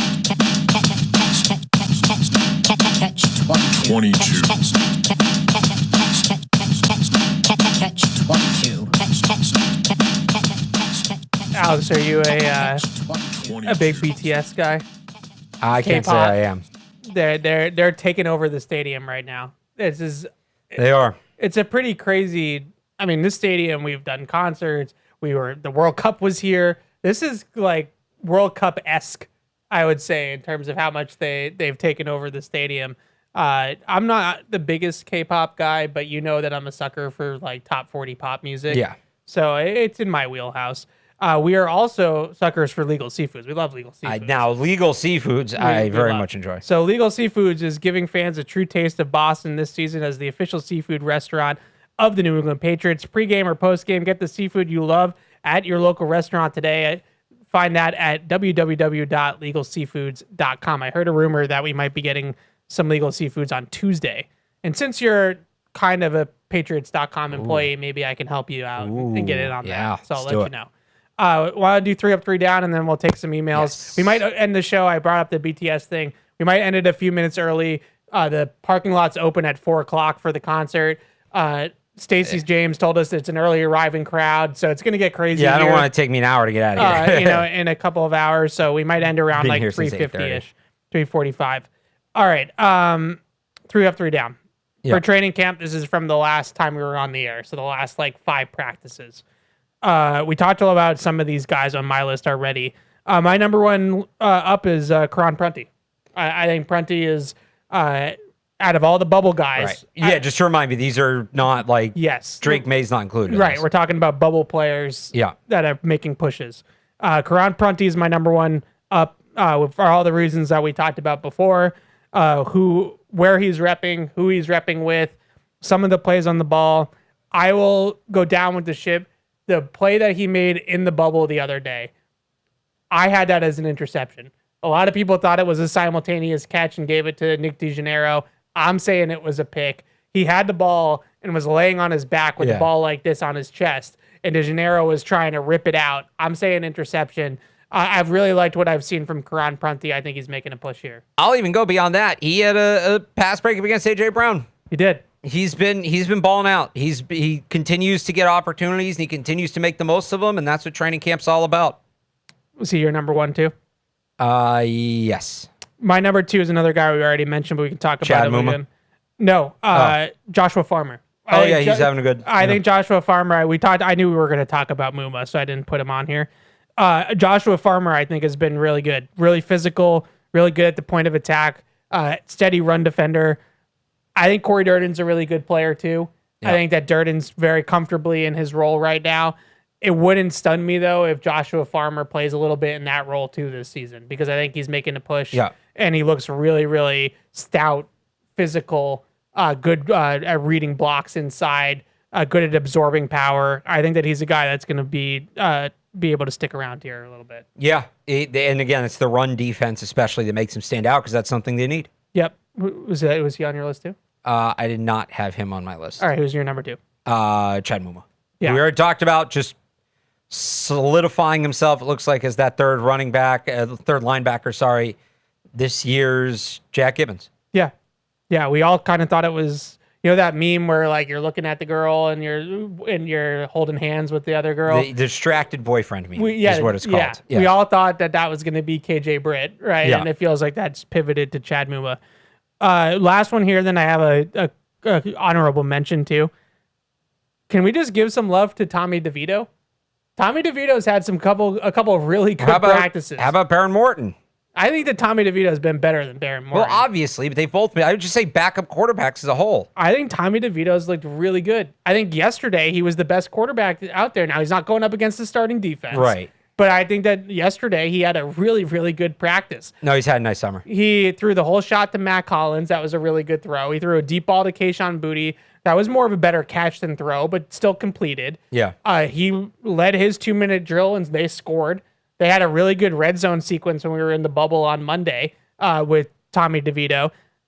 As far as backup quarterbacks go, I think they're okay. I think that they have enough there. He is. I would consider him a high-level backup. I don't know about you. Is he a top 35 quarterback in the NFL?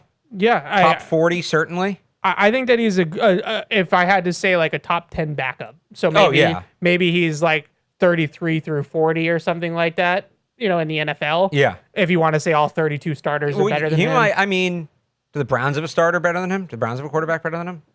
He might be on par with Shador and he's right there. And the Jets, he's not as good as Geno.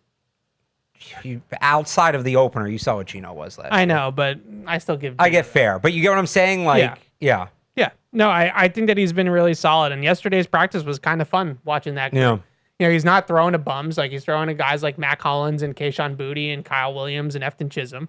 So he's got some NFL talent on that second unit with him, and I think he's made some really good throws. So kudos to him. Yeah. He's having a good summer. I thought he had a good spring, too, honestly. Yeah. Who's your third one? My third, we just ended up doing it. I know he's not truly a bubble player, but people were treating him like one. I wanted to take a victory lap on Pop Douglas. Yeah. But I already did that. Yeah. So you're there. Quick honorable mention. Demetrius Crownover and Marcus Bryant. Both those tackles, I think, have been pretty good. I can't get there with Crownover because he's been solid in one-on-ones. Yeah, but we haven't. He's still only repping with the third team. We really haven't 100%. Seen him move up. So until in terms of making the roster, right, his usage right now reflects a player that will not make the team. Yeah, I think he's looked good in one-on-ones. I'd like to see him get more work. Maybe like with Prunty, this is something that. He has a good joint practice, has a good preseason game. We see him supplant maybe James Hudson or even Marcus Bryant. Marcus Bryant's had a good summer. And he's getting the reps that reflect the player making the team. I can't put Crownover on the ups, although he's playing well. I feel like some of that, when you talk about training camp specifically, is who does it look like is positioning himself for a roster spot? And I think Crownover's performed well, but I can only go off what the coaching staff is telling us by the decisions they make. It hasn't been reflected in the reps he's getting. That's a fair rebuttal. I would just say... I understand why you have him on there. I thought he's looked solid in the one-on-ones and half-line stuff that they've done at the other end of the field. Do you agree he has earned more reps, whether or not he's getting them? And I think that right now, because they have to get Lomu reps, right? They like Marcus Bryant quite a bit, it seems like. James Hudson, they're trying to figure out if he can play inside and outside. So it's just been a little bit tough with Crownover. I would just hate to give up on those traits. I'd hate to give up on that length and feet like that. Those are like swing tackle upside traits. And I would just hate to jettison that as a rookie. It's funny because Didn't we kind of do this last year with Marcus Bryant? We thought Marcus Bryant was going to come in and supplant Vidarian Lowe, and he didn't, and it looked like he might not even make the team, and then he did, but he didn't really play, and now he's the guy that the other kind of late-round rookie who has some fun traits isn't playing. So maybe this is just the pattern.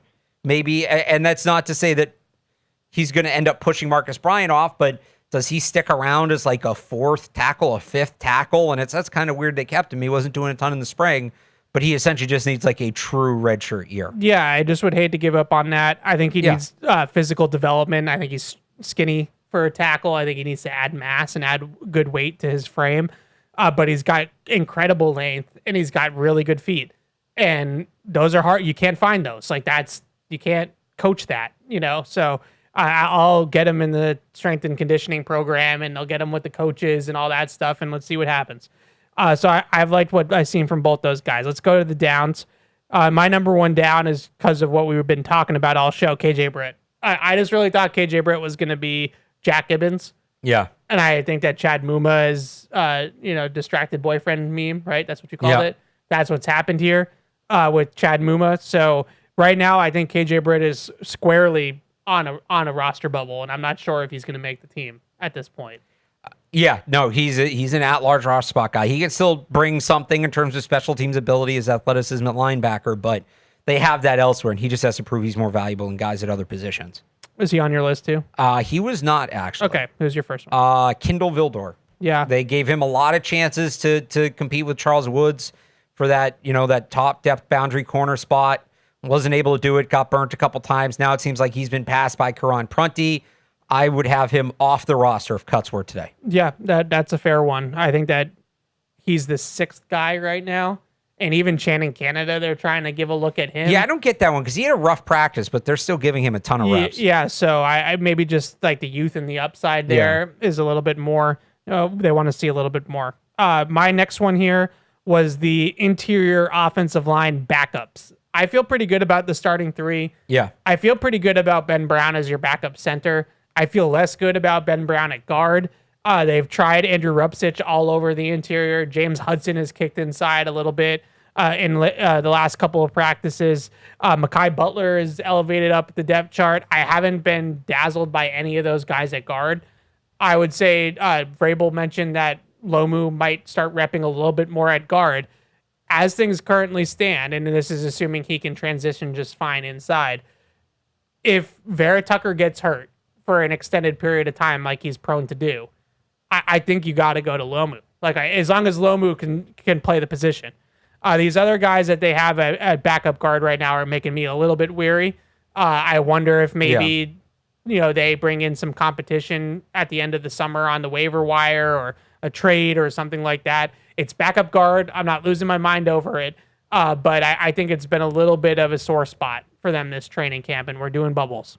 We're doing bubble players, I will say, Rupsich hasn't been demoted yet. No, and I think Rupsich is a better guard, I think, than Ben Brown. I don't have the luxury of watching the tape back of the offensive line, so that hurts. But Ben Brown's a much better center than these guys, but at guard, it drops off quite a bit. So maybe him and Rupsich are kind of equal at guard, but he can play all three spots. So I think Ben Brown's fine. I think he's safe. I'm saying, but we saw Caden Wallace get demoted last week, right? Sure. Rupsich is still, and now they're rotating in James Hudson. It's all been next to Rupsich. Yep. So they're giving him every chance, I think. That's totally fair. All right, who's your second one? My second one was Demetrius Crownover, like we talked about. Not that he's playing poorly. He's just not elevating. He hasn't gotten those more reps, and that's more puzzling. I just wanted a chance to mix that in, which we got anyway. Yeah. He's not playing poorly. I'm just puzzled by the fact that it seems like he's looking good, and we're not really seeing any more reps for him. Yep. Last one for me. I think it might be over on the team for Jack Westover. I just not that I thought that he was going to necessarily make the team anyways. Probably if I had one in the spring, I probably wouldn't have had him on a roster projection. But Gilliam's pushing him off the team at fullback. Arkin's pushing him off the team at tight end. Yeah. I just don't really see a path forward. He hasn't practiced. He's been kind of banged up as well. The writing's kind of on the wall at this point for Jack Westover. I think he's out. I would agree. All right, last one for you. Last one for me was a tie between Leon Larison and Jam Miller. We talked about it earlier. Terrell Jennings comes in, slides right back into that third running back spot. Felt like both of those guys had some momentum, but obviously now they're going to have another guy they got to pass. Yep. All right. So those are 3 up, 3 down. We just did like an hour and 20 minutes as on it. So I apologize that we've left people on hold for a long time. But Sean is in Vancouver. What's up, Sean? I got a few questions. One, I don't know if this is even possible to know, but will Legal Seafoods have a concession stand at Gillette this season? I don't know the answer to that question, but stay tuned. That's a boss man question, Sean. You call in and ask Fred that one. Well, let's go with defense then. So I feel comfortable with Draymond setting the edge, but I don't know. Maybe this is, again, impossible to know. Will Harold Landry and Gabe Backus be ready to start game 1 in Seattle? Yeah, thanks for the call, Sean. I appreciate you holding on. I don't know about Harold Landry. That one seems TBD. I think Backus is going to be able to have a role. I think he got out there fast enough. If he hadn't got out there for the first preseason game and joint practices, I'd be a little bit more concerned. I think week 1's definitely an fair expectation for when he came back now. He got back in the nick of time, right? You know, like I think he just got back in time for that. We'll see about Landry. Has anybody asked him, Vrabel, about, I've been in and out of the press conferences a little bit, about Carlton Davis and like his long-term. No, this feels a little Gonzalez-y last summer. He was to just me. asked late last week, I think, if Carlton Davis is going to be at that individual practice, and he said Carlton's working his way back. Yeah, so that sounded or looked like, I should say, and I'm speculating, looked like a hamstring type of thing. I know that some people think that Gonzalez missed time last year for other reasons like complicated things with contracts and things like that. Yeah. But if Gonzalez's hamstring held him out of regular season games when he injured his hamstring early on in training camp, I just, that one's on my radar to ask more for more information on Carlton Davis. Marcus is in North Carolina. What's up, Marcus? Hey, what's going on, fellas? What's up? Thanks for holding on. Yeah, no problem. I have 2 questions. One, I think Ramondre Stevenson is like one of the more underrated players. I feel like he had an underrated season last year. Like, I feel like even in the playoffs, and I know our O-line was kind of, banged up or not playing well, it seemed like he had a little injury or something, because every time he got the ball, I just felt like we moved a lot better versus Henderson. And I think even like when I see the fantasy stuff, I think Stevenson is I just think he's just a better back right now. And I also want to know, am I wild for thinking that A.J. Brown could have a top 3 type of season this year with Drake May? Thanks, fellas, and I look forward to watching you all. Yeah, thanks for the call, Marcus. Thanks for holding on, like I said. On the Ramondre thing, you like to send me the Madden ratings. They also, Jeremy Fowler did his list. Yeah. On both the Madden ratings and on Jeremy Fowler's poll of executives and coaches around the NFL, Travion Henderson was the one that was getting the love and not Ramondre Stevenson, which shocks me. Like, Travion Henderson, this is no disrespect to Travion Henderson. Yeah. Did you watch the games at the end of last year? He was their best player the second half of last season. Yeah, and just the usage alone. And I'll say this, because the knock is the fumbles, right? Yeah. He didn't fumble once after week 5. Yeah, and Ramondre was their backfield in the playoffs. Like, that was a one-man backfield, at least through the AFC playoffs. Like, the Super Bowl, I think Henderson played a little bit more because they were behind. But through the AFC playoffs, Ramondre was like their one consistent offensive player, as the rest of the offense was kind of deteriorating, and he dominated the snaps. I want to say he was like 80% of the snaps in the playoffs. So I'm just surprised by, and not necessarily about the fantasy community, because whatever, but the Madden ratings had Travion Henderson ahead of Ramondre Stevenson. Jeremy Fowler had Travion Henderson ahead of Ramondre Stevenson. Now, with that being said, I did some number crunching the other day on this, because I've heard a lot of takes about Travion Henderson and about how he needs to be more consistent between the tackles, and he needs to cut down on the negative runs and have more, basically to use a baseball analogy, people want him to mix in some more singles and doubles with the home runs. Right. So I looked this up. Who do you think had a lower percentage of negative runs? So runs for 0 or negative yards last year. Travion Henderson or Jahmyr Gibbs? Jahmyr Gibbs? The lower percentage was Travion Henderson. So Travion Henderson was at about 17.2%. Yeah. Jahmyr Gibbs was over 18%. Now, they're in the same ballpark. And I bring up Jahmyr Gibbs for obvious reasons because That's the comp. That's the comp. Now, I'll give you another one that I think is a similar player too. Travion Henderson or Devon Achane? Lower percentage of negative runs. Well, I mean, so it's Stevenson. No, Henderson, you mean? Henderson, yeah. It is Henderson again. So this is the one thing. He doesn't have a lot of negative runs, but he has a lot of 0. He does a good job of getting back to the line of scrimmage, but that's kind of it. So the point I'm trying to make is not necessarily that he's like a better player than Jahmyr Gibbs or Devon Achane. The point I'm trying to make is more that that's just the style of running back that these guys are. Yeah. They are big play backs. They are home run hitting backs. So if you want the big plays, then it comes at the expense of some not so big plays because they're dancing or they're bouncing out runs or whatever the case may be. We don't watch Jahmyr Gibbs and Achane on a daily basis or weekly basis like we watch with Henderson. Like, I think that those guys have more of those, runs for like 0 to negative yards than maybe people think because we see the highlights and we see them go for the big plays. You're not on a play-to-play basis. You're going to see more of it. Right. So it's an interesting thing. One last one. Yeah. You know the answer. It's already Henderson. Henderson or Breece Hall? Henderson. Like all these guys that are like these speed backs that play like Travion Henderson. Yeah. He was actually probably the best at mitigating negative runs last year. So it's just food for thought. Like I think. Yeah, it's just to me, it's more. Can some of those 0-yard runs become 3-yard runs? Sure. Because you still want to be able to stay ahead of schedule. Yeah. And I'm not saying you can't improve on it, but I think the other thing that I would just add to it, if Travion Henderson adds this like consistent, efficient running between the tackles that everybody's looking for, where he turns the a 1-yard run into 3 instead of 1, or a 0-yard run into 4 instead of 0, and he hits home runs, and he's a factor in the passing game. Well, you just described like one of the best running backs in football. Right. So there might be a chance that he's not a top 5 running back in the league. Like you're talking about making him into one of the best players in the league at that position. Right. It's a lofty, lofty goal. It's a lot. Yeah. Quick email here that I'm glad we got this question because it's one we should talk about. I tuned in late, so sorry if you discussed this already, but how about Jalen Polk? Because it's safe to say that we are the worst at drafting wide receivers. That's from David Main.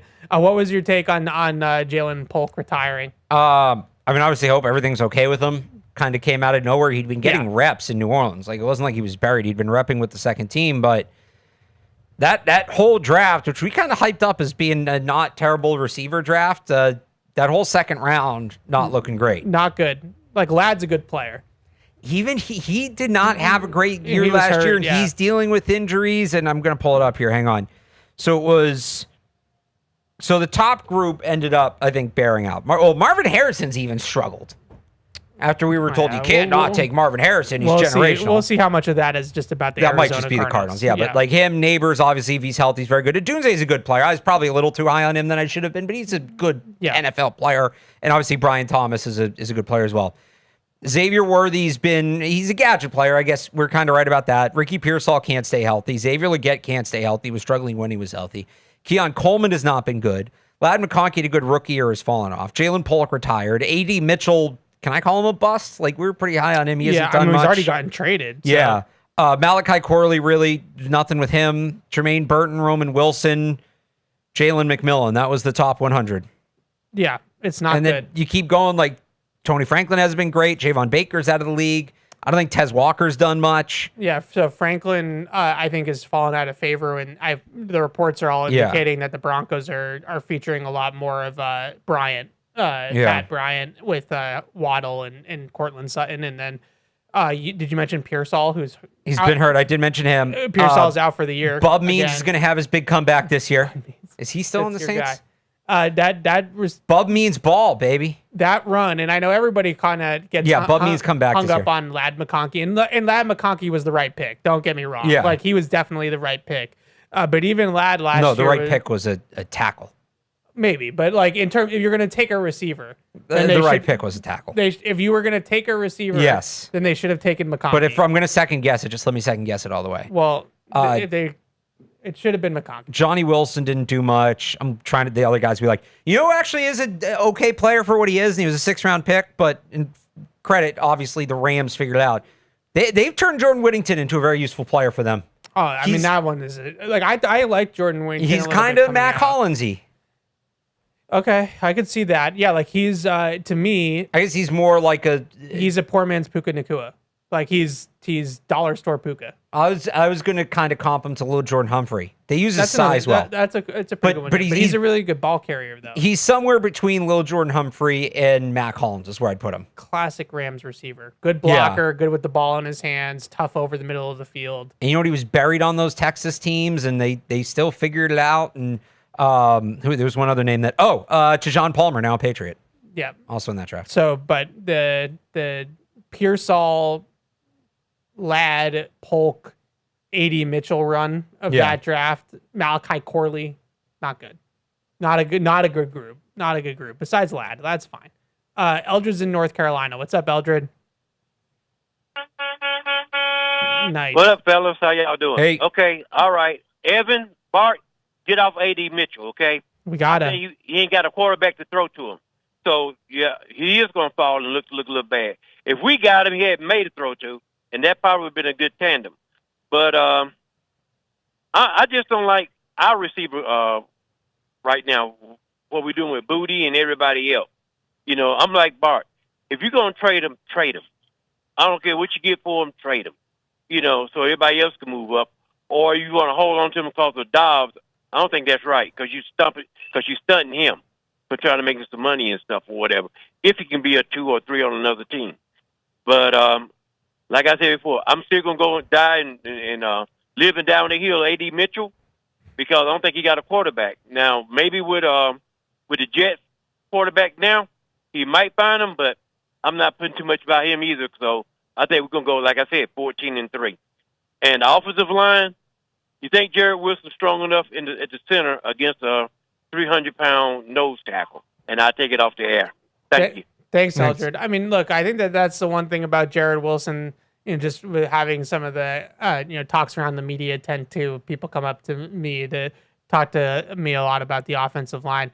I think that's the one concern that everybody has with Jared Wilson. If you put a 325-pound nose tackle, over him, is he going to be able to be sturdy enough, be stout enough in there? It's a fair question. I really like how it looks at center for him. I think it's clearly a better picture in terms of, Campbell, Vera Tucker, Wilson. I like that a lot better, the way it fits. I think that he's really good at getting up to the second level and getting out of his stance in the run game, which can be really useful and dynamic if it's done correctly at that position. We're all going to have to wait and see on whether or not he's going to have the sand to, really anchor against some of those bigger guys. Now, I'd say league-wide, everybody plays, with his shade, but they're not necessarily Vince Wilforks out there anymore. For the most part. Now, week 1, Byron Murphy, who's undersized, relatively speaking, is a hoss. Like, you can't moving Byron Murphy is tough. That's a big dude and a strong guy. But most guys, I'd say league-wide, play the most, maybe 320. You don't see a lot of 330, 340. Yeah, there's not a lot of those guys anymore. Yeah, the pass rush is too important. So we'll see. That's the for Wilson. That's his big question mark. Is he going to be able to handle those big dudes and dig out true noses and things like that? Patty is in Agawam. What's up, Patty? Hey, what's up, guys? Hey. Hey, I just wanted to throw this out there at you, Evan, and Alex too. But I remember yesterday when you were talking on Pew towards the end of the show about the Niners losing Ricky Pearsall. Don't forget, too, Eldred's guy, your guy, and my guy, Chris Brazel went down, and he's done for the year for the Panthers. And could you see them possibly dealing Booty to Carolina for like an early day 3 or possibly a day 2 pick. And I'll take it off there, guys. Thanks for the call, Patty. Yeah, that's not that you're hoping to trade anybody, but Right. the hope is that market organically comes to fruition. Right. The 49ers are in the market for a receiver. The Carolina Panthers are in the market for a receiver. Washington was in the market for a receiver. They just signed Diggs. So I don't know if that they're one probably off the They're table. probably off the list. But not that I'm wishing injuries on any other team. We know Booty but and Diggs can play together. We do know that. That's a pretty good top three. McLaurin, Diggs, I think you Booty. could make it work with all three of those guys. Yeah, you could. I'm not wishing injury upon any other team. Right. But that's why the way it goes. That's why you hold your water till the end of training camp, right? You hope that comes to fruition. I mentioned the 49ers is just a possibility. I know we talked about that on the crossover podcast on CLNS as well because of the Pearsall injury. They're bringing Deebo Samuel, who I think is on his last leg. They're bringing him back to try to add depth. Mike Evans has an injury, so we'll see what happens there in San Francisco. I quickly was very upset that Chris Brazzell got hurt. That was a tough blow. That sucks, yeah. That was a tough blow to the take. He by all accounts, was having a really good spring and a good start to training camp, too. Yeah. And blew out his knee. It's an LCL, not an ACL, but he's going to be out for the season. So that one was a bummer. I hated to see that. And the Panthers have had a bunch of injuries. They've had a couple guys go down for the year. So knock on wood that the Patriots avoid all of those injuries. I think I'm going to call it so that the three of us can get out of here before K-pop really takes over this building in about 15 minutes. Tomorrow, Patriots Unfiltered 1 to 3 after practice. Should be a more competitive practice tomorrow for the Patriots. So we'll break that down on Unfiltered tomorrow. This show, big show next week, we'll be back at 12 to 2 on the off day, but we'll have a joint practice to break down against the Colts from Tuesday. And then we'll also preview Thursday night's preseason opener against the Colts as well. So we're getting into games. Can you believe it? They're playing a game next week. We're almost out of the dog days. It's unbelievable that we've moved this fast. But next week, 12 to 2 on Catch-22 on Wednesday at its normal time, recapping the joint practice against the Colts, previewing the preseason opener, Adam Vinatieri Hall of Fame this weekend as well. So a lot of the Patriots stuff going on in the next couple of days. We'll see you guys then. Thanks for watching. Hey, this is Deuce. Thanks for tuning into the show. If you really want to help us, make sure you like us wherever you get your podcasts, like Apple Podcasts or Spotify. Also, make sure you follow us on the New England Patriots YouTube channel to see this show and everything else that we do here at the Patriots. Thanks a lot.